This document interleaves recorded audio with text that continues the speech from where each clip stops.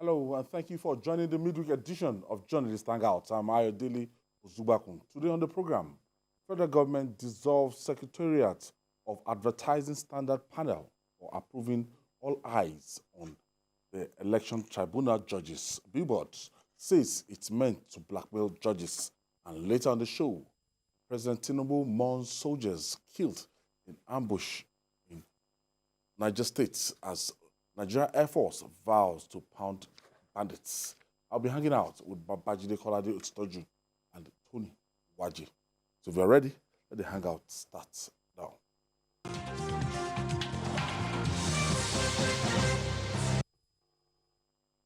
Thank you for staying with us. For justice to be served, judges must dispense cases with neither fear nor favor. Hence, the need to ensure their safety. The federal government has dissolved the Advertising Standard Panel for approving the trending all eyes on election tribunal judges billboards.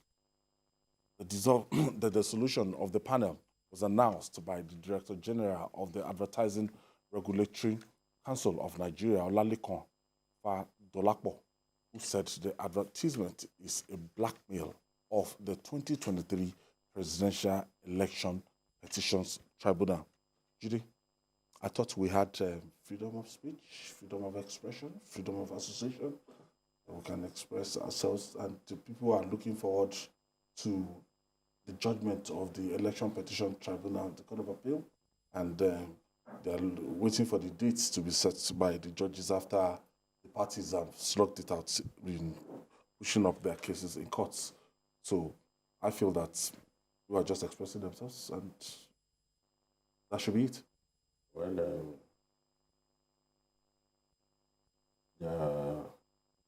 it's nothing like limitless freedom. If we say freedom of speech, people have freedom of speech, then it means that I can go out and incite Nigerians to take up arms against the government. And people will still say, maybe there is freedom of speech. All freedoms have limitations.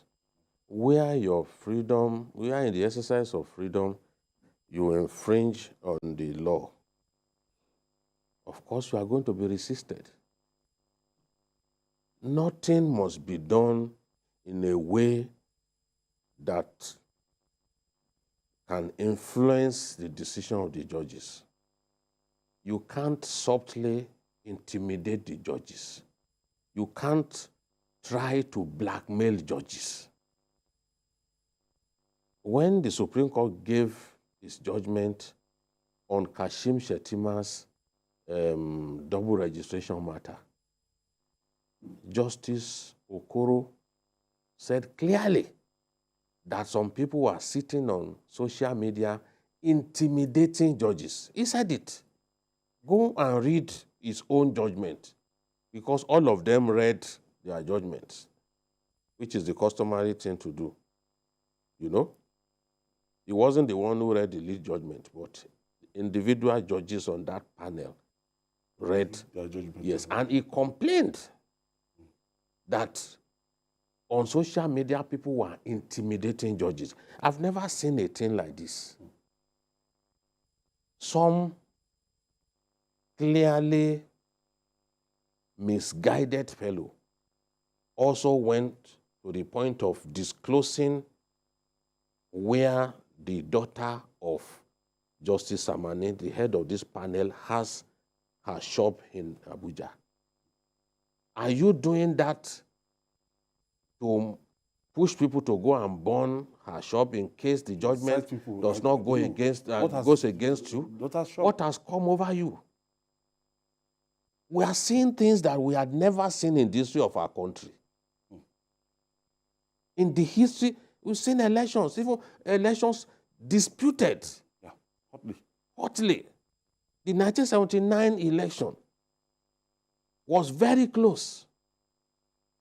3 big parties, very close. And at the end of the day, we had a court case Some of what we are seeing now in a season in which social media is being terribly abused, we didn't see it back then. People are prepared to set Nigeria ablaze because they suspect that their candidate may not win in court. Once you submit to the court, once you take a matter before the court, you must submit to the court totally. You must abide by what the outcome. If you are not happy, you go to the superior court, which is the Supreme Court. They are even acting as if this is the final court. They are already talking about rerun. Which rerun? Which rerun? Who told them there will be a rerun? On the strength of which evidence are they talking about a rerun? Are they talking about rerun? Just look at these people. Why are people being desperate?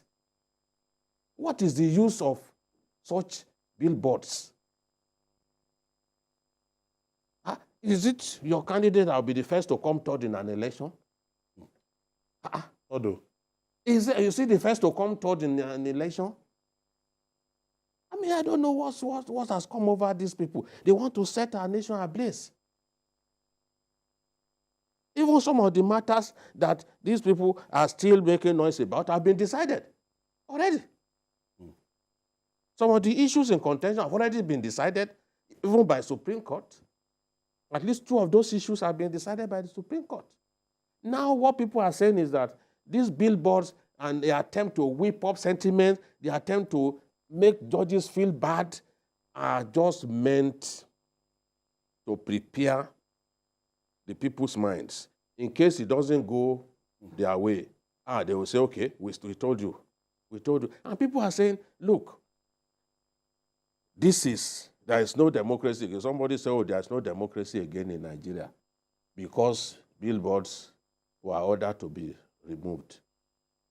And the decision taken is that, look, it has the tendency to incite people against judges. No, good taste. Yes. And then, before you can even clear this sort of material, it must go through that agency. It must go through the agency. They must be clear that, okay, yes, even the law that does not permit you to discuss a matter that is before a court. In Lagos, has it not been infringed in a way? So these are the issues. Preempting or... There were adverts, that came during the election that we refused to take because some of them will incite the public. We just drop them. We have any responsible TV station cannot run just any advert that is the regulator will call it to court. That's why there are regulators, and if the regulators fail to do their job and pass something very distasteful fit, then the station will be... No, I'm even talking about the regulators. Okay. That means they are not up to the job. So I'm not surprised that they too have come under scrutiny. Because there's no need for this deliberate heating up of the polity over a court case. Come on. After the court case, we still have our country. Yeah. After that court case, there's still a superior court. Yeah, 60 days. Why are we heating up the polity? This was how some people went to the Ministry of Defense to beg soldiers to come and take over ahead of inauguration. I mean, there are limits to this level of malady. There should be limits. Tony, do you agree in any way with Cdre? Because people are still banning freedom of expression, that people should be allowed to voice their view that are ahead of the judgment of the panel, just to make sure that these judges, they are upright, they are not being intimidated in any way, and people are saying all eyes on the judiciary. What do you make of this? I was astonished too when I saw during the week, suddenly started seeing billboards. I mean, this is not the first time election it's been held in Nigeria. This is 1999. Seriously speaking, that I'm telling you, this is not the first time. And I don't understand why this is taking this dimension, seriously speaking. The judiciary, the case is still in court. And it's like some people are just preempting the outcome of the judgment already when it has not even been, no sign that this is the direction the judgment is going to go. At all. No. So you may disagree as a politician on certain based on maybe the outcome of the election, but election has passed. Now the process is in court. The judiciary is handling it. I will not subscribe to that idea of, burning the nation for no reason. We said we have taken our matter to court. Can we just calm first and wait for the outcome of the court? I mean, when you go to court, you said you're going to the court, meaning that anything that you get from the court, you will live by it. So that's why I said I don't just understand. You have another process to even go through it. So I think this, if we don't put a stop to this now, it may continue in subsequent election. We've gone through election process. This is the judicial process now. Can we just be patient for once and see it go through? You can go to the next step. We have an appeal. We have the Supreme Court. So, I mean, I don't see why we should overhit the polity on this. That is just my take on it. Cdre, another dimension to this argument is that some of them are saying, why are the judges, why are they keeping quiet? Why have they not delivered the judgment? A lot of people that don't know anything about this process, that, there's a stipulated 180 days window for these people to operate and do their job. And this thing cannot be done and it has not been exceeded. I wonder why you're asking me questions that emanate from the elevated ignorance of social media boys and girls. What is, if the constitution stipulates 180 days, has that threshold been reached? What is the... People are coming online to say, they're keeping quiet. Give us a judgment date. Give us a judgment date. What is the hustle about? What is the hustle about? This is needless over hustle. The 180 days has not been exceeded. They need their time to put a judgment together. Some of these judgments are sometimes even exceeding 100 pages. Some like 4 hours, 3 hours. These lazy individuals who cannot even write one sentence without shortening words, they are the ones who think that you can just write judgments in a hurry. The lazy generation, they can't frame sentences without shortening the words. A word that is seven letters, they will reframe it to like 3-4 letters. Lazy generation. No wonder Buhari was talking about them. They are the ones who sit on social. They don't read. If they read, they will know that the Constitution permits them to spend 180 days. And the second phase, 60 days. So you can sum it all together. So what is the hurry about? What is the hurry about? It is we that we should be in a hurry. Because I want to talk about that judgment when it comes. And I'm ready. I've told you I will be ready. I told you I will be ready. Because we'll be following the proceedings. Yes. Yes, I will be ready. Deliberately, when that day comes, you will see, I will be ready. God permitting me, I will be ready. I'm just praying we don't burn this country for no reason. What is the meaning? They were the same people who came up with the lying propaganda that showed that Fashola had written judgment for judges. Just lying against people. They didn't stop at that. They also claimed that a judge on that same panel had resigned. Why? A judge from Bayelsa State had resigned that because they wanted to force him to favor the executive. So nobody resigned. And nobody resigned. Circulated his pictures. That's the problem I don't have. They know that our people are gullible. They know that our people will not bother to find out. That is why all these liars, people who cannot do better things in their lives beside lying, they have taken over the social media. Today, they will push something out. We rush to go and read. Many of us don't know how to. We don't know how to ask pertinent questions. If you can ask pertinent questions, you will see clearly the holes in the meaningless pieces of verbiage that they come up with. So this thing, why would you say Fashola sat down to do things that you cannot even defend? I think when it happens now, they will start begging. No, one of them even they will start begging. His accounts. No, because he saw what was coming. Yes. They will go and delete. People who have no honor. No honor. Seriously speaking, it has to stop. No honor. So, but it is, we live in a season in which it is such insignificant people that people want to read what they are talking about and hit up our country. People said that they will leave Nigeria. They lost election. They refused to honor their word of leaving Nigeria. Leave it for the rest of us who have faith in the country. Don't sit here and try to burn the country. Because when Bob Marley sang the song that when the rain falls, it doesn't fall on one man's household. Everyone will feel it. So we can't wait.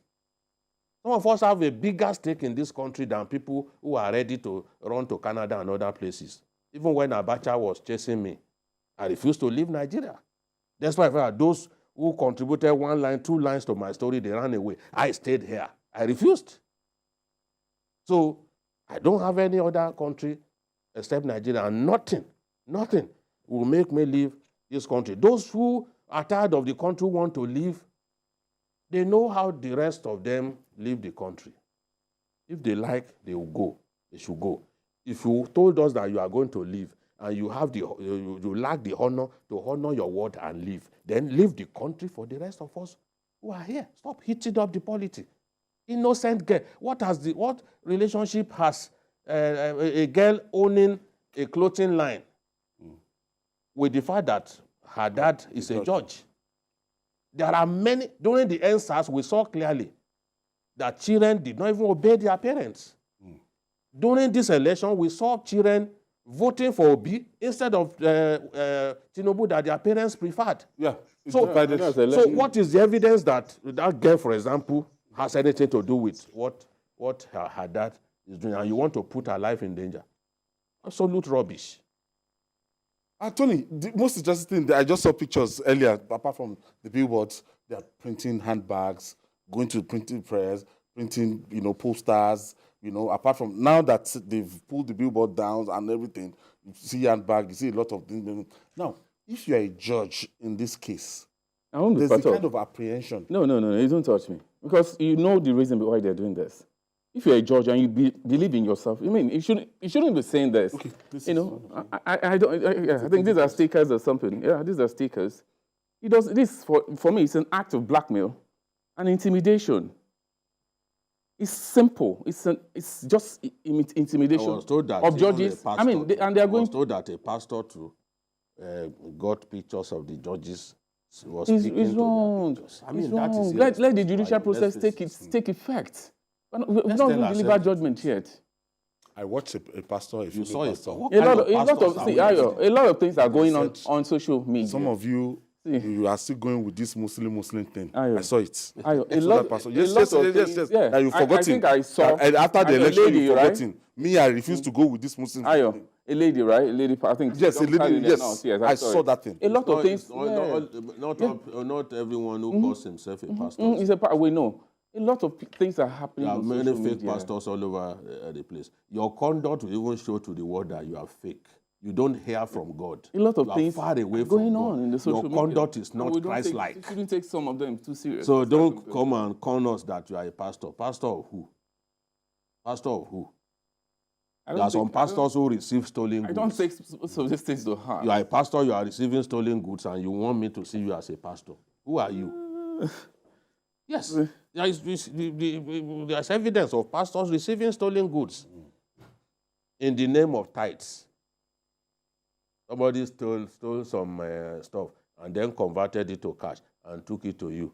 Why didn't, if you hear from God, why didn't you reject what he brought to you in the name of tithes? You should have told that person, get out of this place, you Satan. That money that you brought here is a proceed of crime. Take it back. But they will take it gladly and even hail you. The people who work hard to bring clean money to church, they will not get the adulation that this one's to sit down in the front of church. The criminal will get. Strategic. So what are we talking about? It's not say pastor. Pastor Kenny. Pastor who? We had to just douse the tension in the studio, and is speaking so passionately about this, and we have agency like that, like something like this board that was dissolved in Lagos, LASA. So you can't print billboard anywhere. They check it, they look at the content, they look at this thing. So ultimately, Jide, at the end of the day, we might have the judgment in some weeks' time. And this will be like something that will be a precursor to that judgment. But there's always an opportunity for appeal. However the judgment goes, you can go to the Supreme Court and prove your case. Yes, that's the thing. That's what we are saying. It's always been like that. This is what, even as a little boy, I met. Because when, in 1979, when the Akinji days, when they went to court, when Chike Obi, the mathematician, was brought to court, I still remember. I remember. You know? That's the fate of our nation in the hands of the judiciary. If we destroy the judiciary, what do we have left? And who even told them that the ruling party cannot lose this matter? Did the ruling party not lose in Osun? Many of us thought that Oyetola had an excellent case. You saw how we were speaking here. But in the end, did Oyetola not lose in Osun? Did the APC not lose Bayelsa? They took it from them after winning the election. A day to the inauguration. In what's it called? In Zamfara. APC won all the elections across the board. Did they not take it from them? Did the heavens fall? Did anybody accuse the judiciary? Did people print billboards? Did people come up with billboards that the judiciary was on trial? All eyes on judiciary because they took it away from the Zamfara people. It didn't happen. No, they accepted their fate. The Bayelsa guys won with... After he was already doing rehearsal for inauguration. And they took it from him, and the heavens did not fall. Very painful. Is it the first time that the ruling party can lose this case? So who told them? Why are they afraid? Because this is an indication of fear. The whole idea is not to hit up the polity in whatever form. No, from any of the parties. Anybody who thinks he can hit up the polity in our country will be resisted. That person will be resisted. And nobody has the monopoly of madness. There are many people going around the street, either because of social problems or also they too have some measure of madness. Nobody has monopoly of madness. Tony, as you said earlier, we have a country. After the election, we passed through 1999, 2003, 2007, 11, 15, and we still have a country to keep here. So no matter what happens. That's what I said earlier. I repeat again, that we should tread carefully. Both parties. Everybody. And the social media, I mean, something is wrong there. Something is wrong there. I think something. That's why people are calling for. You see, because all these things are saying. That's why. You need to be tidied up. You know, certain things are not. You know, and a lot of people go there and they take these things, hook, line, and sinker without even. I'm telling you. You know. Looking at those things critically, they take such information to heart. I think we should be very careful. The election has passed. We are focusing on governance now. Going back and threatening the judiciary, because really, when the judiciary is gone, that's the end of the country. Yes. I mean, they've not. I don't even know why we're preempting the outcome. I don't know why. We have never done this before. Sincerely, we have never done. I've never seen this before. Faced this kind of situation. This is too much. And I think we need to calm the situation. Even at that 2007, 2011, that we had and allow the judiciary split decisions at that time. 4-3. Yeah, very close. We should be very careful. We should be very careful. We should be very careful as a country. All right. Okay, moving on now. Election is not a do or die. We have on our hands another sad story of money while enemies of the state inflict terror on our collective psyche. President Bola Tinubu has mourned the deaths of troops killed by bandits in an ambush in Shiroro area of Niger State, as well as the crash of a Nigerian Air Force helicopter in the States on Monday. In a statement, the president said the incident has brought him immense sadness, but commended the courage and devotion of fallen soldiers. Meanwhile, the Chief of Air Staff, Air Marshal Hassan Abubakar, has vowed that the military would rid Niger and other states of banditry and insurgency. Cdre, it's time to unmask this fellow claiming victory or, trying to hold this country to ransom. There's one bandit that's been running around Katsina and everything. His name is Dogo Gide. And you've told us about his activities in Katsina. And for him to move from Katsina to Zamfara, all the way now to Niger State. Dogo Gide came to limelight when he killed Buhari Daji in Dansadao Forest in Zamfara State. He killed him because he accused him of stealing his in-laws' cattle. And Buhari Daji did not release what was stolen. So he killed him, and his corpse was left to rot inside that forest before soldiers came to evacuate his corpse. And after that, it became bigger. And then he aligned with Abubakar Shekau. The terrorists. Yes, this is the yes. He aligned with Abubakar Shekau, and they've been working together for some time. The kidnap of the Kagara government secondary school Kagara students, the school that Senator Shehu Sani passed out from, was masterminded by Dogo Gide, working for Shekau. The kidnap of those women who went for a funeral, maybe you remember, went for a funeral and they were kidnapped. In that same Rafi local government, Kagara axis in Niger State, was also by Dogo Gide. In fact, when Dogo Gide was talking in one of the videos, he paid tribute to Abubakar Shekau. And that was why I said that Shekau was spreading his tentacles beyond the Northeast. One presidential spokesman was abusing me on social media. Today, the rest is history. People can see that Dogo Gide is now fully a terrorist. Because Shekau published pictures of his men inside Niger State. That was during the last Salah that he celebrated before his death. People don't know some of these things. Gradually, these people came into the north, central, and parts of Abuja. So we have terrorists now, some of them working with bandits. The kidnap of those students in Kaduna, those university students, that some of them were killed. It was also the joint effort of bandits and terrorists. So what we are facing now is not simply banditry. These are bandits, the bandits operating in Shiroro and all of those mining sites in Niger State. They are people who are working with terrorists. So Dogo Gide has to be stopped.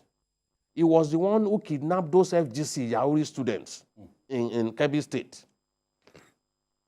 And some of those children, they impregnated them. Final year students, they impregnated them before sending them back about 2 years after. He just released the last set not long ago. Give back to terrorists. Yes, he warned that he will give them to his fighters, and he did it. So Dogo Gide sees himself now as someone who can do what he likes and get away with it. If they can kill, because what they've done now, they've killed 9 soldiers and 3 officers. They killed commander, they killed 2 IC, they killed 3rd in command. If that cannot get the army to be extremely angry, to exterminate these people, because when you kill a commander, you kill officers, you've taken the war to the army. If we can't do something about that, get this guy out as soon as possible, then something is wrong. We can't watch them killing our soldiers the way they've done. And, they were boasting, oh, we used AK-47 to bring down this plane. Some of them were actually carrying GPMG. You look at that video again. It's not AK-47 alone. They were carrying superior weapons. Some of them in the rank of an AA, an anti-aircraft gun. So they have weapons, and we have to be ready.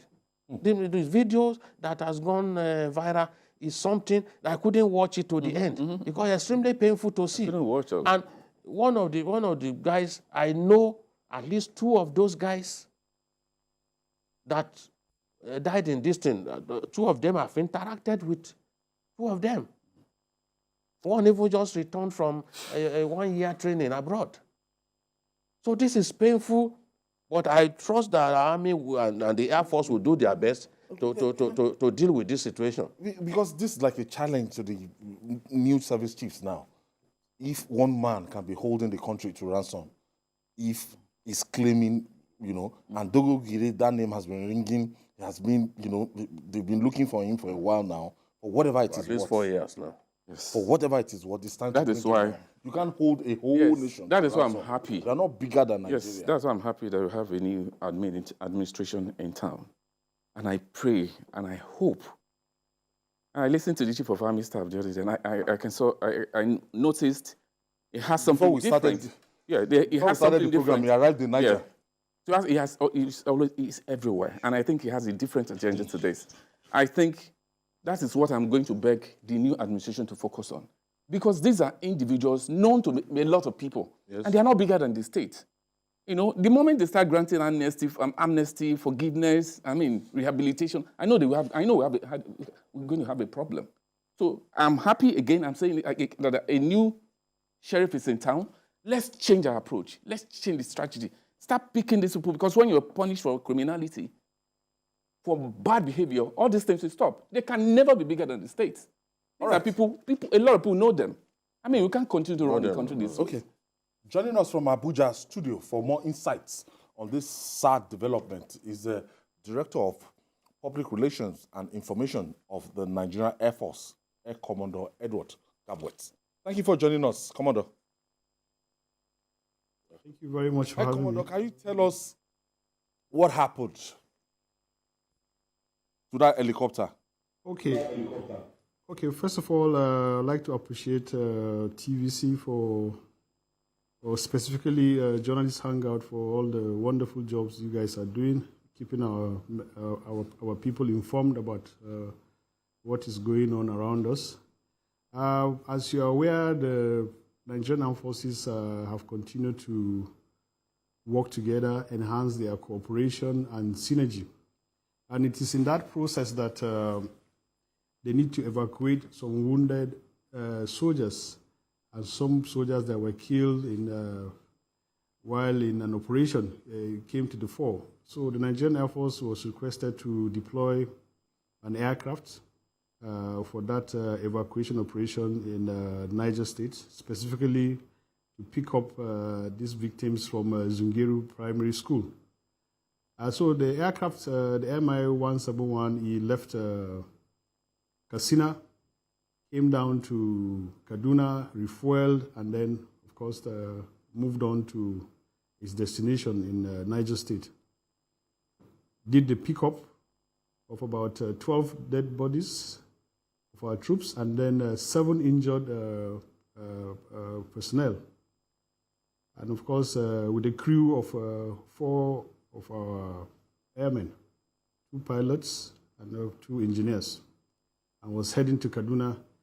It left Niger State, Zungeru Primary School around 10:30 and was expected to arrive Kaduna at around 11:30. But 11:30 hit, we didn't hear anything from the aircraft, and of course, when it got to 12:30, the alarms started ringing, and that was why the Chief of Air Staff immediately directed that a dispatch team should go and search the particular route that this aircraft took. And it was in that process that it was observed and noticed that the aircraft actually crashed en route Kaduna, still within Niger State, somewhere just about 1 kilometer to a village called Chukuba. So immediately, a team was dispatched to go and locate the site, and see whether we have some survivors. As I speak with you, the team is just almost arriving at that particular site because it's a very difficult terrain. But they have made a very, very wonderful efforts. They are almost at the site, and I think we should be able to start getting some information as to what is really going on. So basically, that was just happening. It was just a routine evacuation exercise, which we normally carry out working with our army counterparts and even the Navy and other security agencies. But sadly, this didn't turn out the way we had expected, which is one of those things that you continue to get when you're involved in this kind of operation. Once you're facing this kind of enemies, the likelihood of some of these accidents occurring are just going to be there. We can't run away from that. You hit them 10 times, they attempt to hit you several times, they get you once or twice.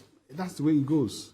And this is a pointer to the fact that we must all rally around ourselves and speak with one voice and support the armed forces rather than continue to, help these terrorists spread their acts on social media and all of that. So I think the president has shown the way, as a matter of fact, yesterday. And I think it's something that all well-meaning Nigerians should take a cue from so that we can move forward and, put hands together and decimate these criminals, rid them out of our society. Now, could we have done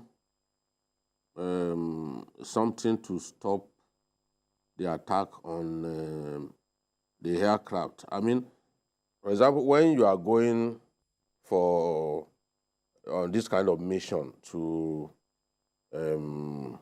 evacuate wounded soldiers or do interdiction, do you sometimes consider accompanying that air ambulance with maybe a fighter jet to give it some air cover? Is this something that the Air Force sometimes do, given that this aircraft was not fitted with guns and all that? Yes, of course, you're talking about maybe armed escorts and all of that.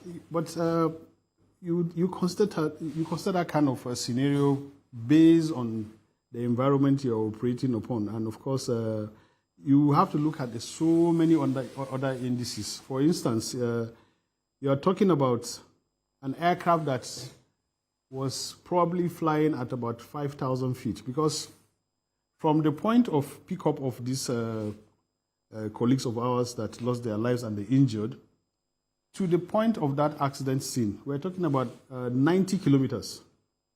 So an aircraft taking off from a particular point and traveling for 90 kilometers, you can imagine that it should be flying at a height of about 5,000 feet. So when you now factor in all of these things, then you have to also consider what kind of weapons can have a very massive effect on that particular aircraft. And what kind of weapons would the enemy be having? And let's be very, very honest.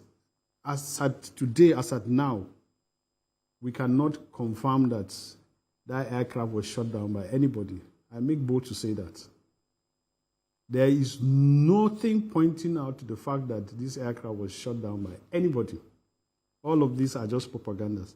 And I trust the kind of criminals we have. If they have that capability or they did that particular operation, I'm sure a video showing them aiming at that aircraft and the aircraft coming down. But what are we seeing? We're only seeing pictures of somebody walking around what looked like an aircraft and dead bodies around. That is just all. We cannot confirm and say that, yes, indeed, this is a Nigerian Air Force aircraft that was shot, or if this is, in fact, an aircraft that was brought down by the terrorists.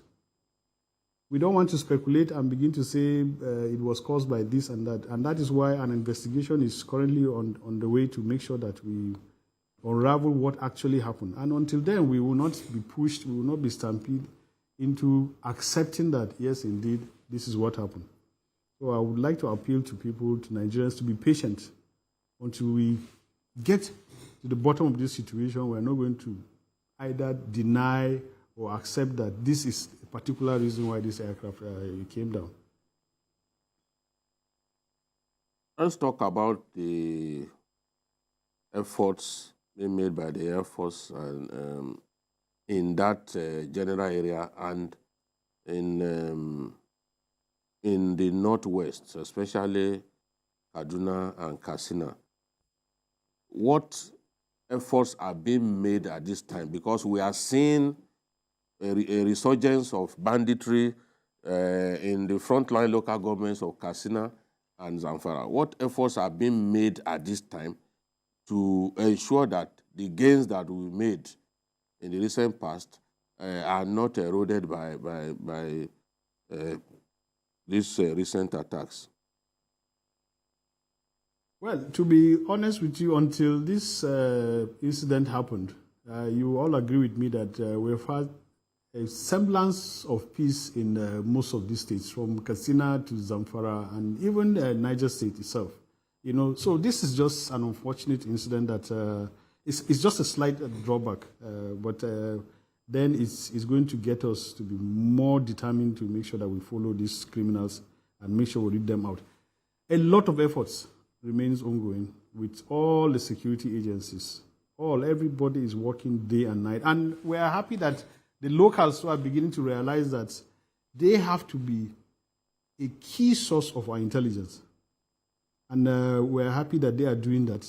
And the state governments too are also working with us to make sure that we completely, I'm sure you may recall that a news was being circulated about 2 or 3 weeks ago that some of these bandits were heard discussing the need for them to approach the government for a reconciliation or for a settlement.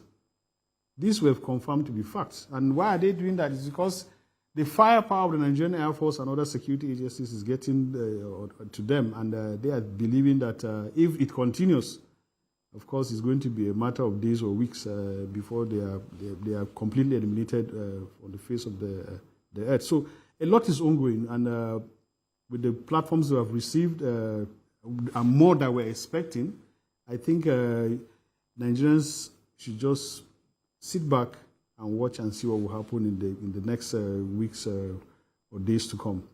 Because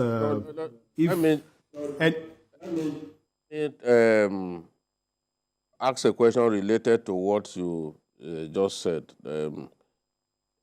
It seems that any time these guys are facing so much heat, they start talking about amnesty, they start begging and all that.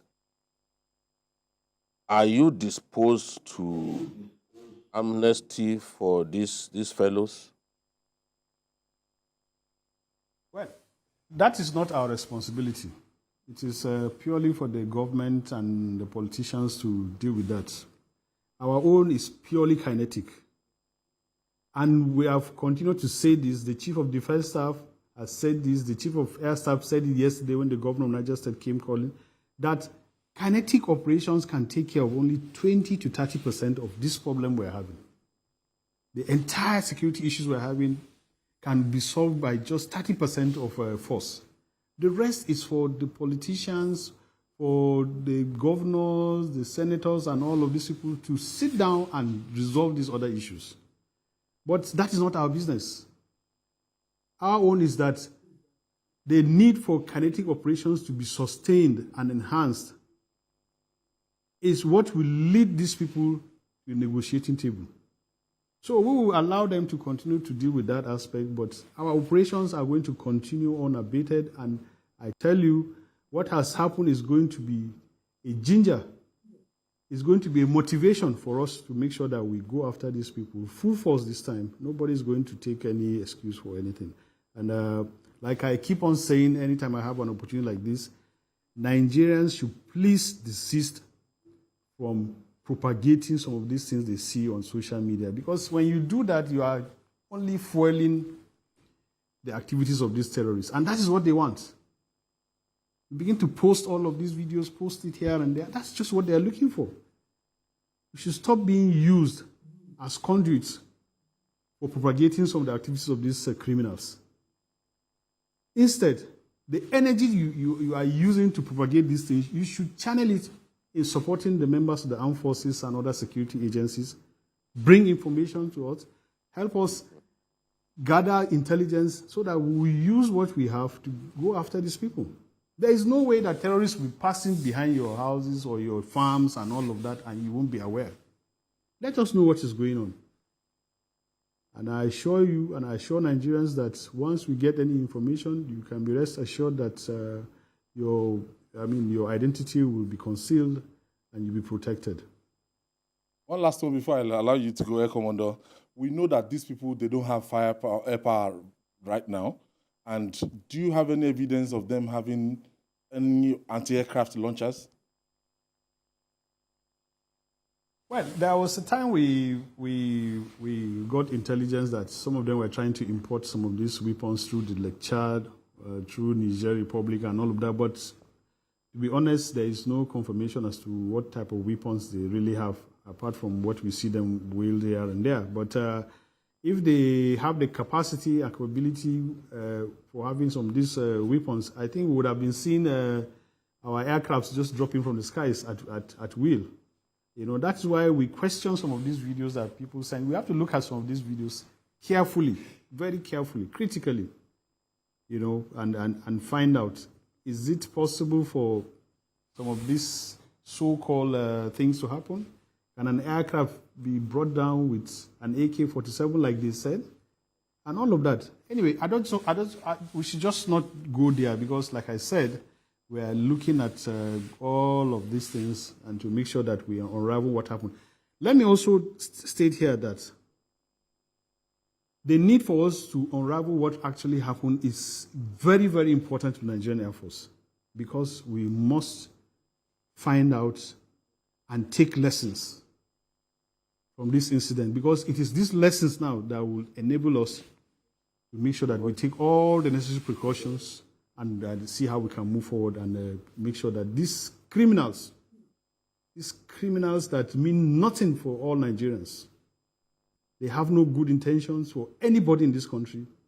All they just want to do is just to kill people, innocent people, rape our women, turn our children into slaves. We must find a way to rid them out of our society. I want to thank you, Air Commodore Edward Gabkwet, the Director of Public Relations and Information for the Nigerian Air Force. Thank you. Thank you for your intervention today. I wish you Godspeed. Yeah. As we investigate. Allow me to. You know, we just have to stand by what he has said. Yes. Let's wait for the investigation. And Nigerians are advised to desist from all the videos going on around and everything. But it's possible for us to go after those terrorists that are, you know, wreaking havoc. We don't have a choice now. We don't have a choice. The other day, they killed soldiers in an attack on a Chinese mining site in that same state. So they've been operating in that state with reckless abandon, with so many, some local governments, under siege. So it's about time. Look at the way the governor was begging that, look, Air Force, come and use MENA, as the launch pad for your raids on these people. Don't be flying in from Kainji, where you have your base. Stay in MENA. It will be easier for you. We'll give you accommodation because the state is going through hell in the hands of bandits. Very big. Very big, and those guys are really harassing the people. I mean, people can go and attack the palace of a first-class king. But there's nothing that they're not doing to people in Niger. And because all of those states are linked together, they are part of the old northwestern state, very big state in those days. They can move from Niger on bike and go all the way to Kebbi. They understand the routes, the bush paths that will take them to those places quickly. Look at those children. They were the ones who kidnapped, this Dogo Gide kidnapped these Quranic education pupils, those pupils. Some of them as young as 4, and he kept them for so long. Some died in his hands. why we've not taken out that guy, I just don't. We must do whatever it takes. Because it's a very dangerous, and when it comes to negotiating, is the most dangerous of all. When it comes to negotiating, there was a video, an audio that I was listening to where he was saying they should go and bring hundreds of millions of naira.